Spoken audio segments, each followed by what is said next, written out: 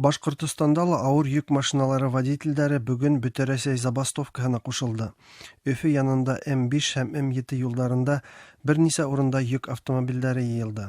Водительдәр хөкүмәт карарына үз ризаһызлыгын белдерде.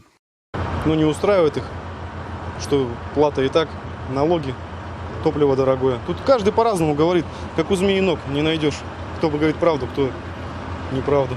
Каршылык акцияһы ауыр йөк автомобильләре өчен федераль трассаларда йөрүгә түләү индерү менән бәйле. 15 ноябрьдән Рәсәйдә хөкүмәт күрһәтмәһе үз көченә инә. Димәк, был адна адагыннан 12 тоннанан авыррак йөк автомобильләре һәр километр өчен 1.53 тиен түләргә бурычлы. Тәүдә был сумма 2 тапкырга күбрәк ине. Төрле төбәктәрдә үткән каршылык акцияларыннан һуң түләү кәметелде. Шулай да транспорт компаниялары буның менән дә ризалашмай. Улар түләүде бөтенләй индермәскә, яисә сумма һәр сакрым өчен 1 һумдан да артмаска тиеш дигән фикердә. Тәү сиратта түләү ташылган товарның хакын арттырасак дип искәртә улар. Когда платят за что-то все люди, они платят за услуги, а мы платим за то, что есть. Понимаешь, вот просто за то, что живем, за то и платим. От этой забастовки мало что изменится. Понимаешь?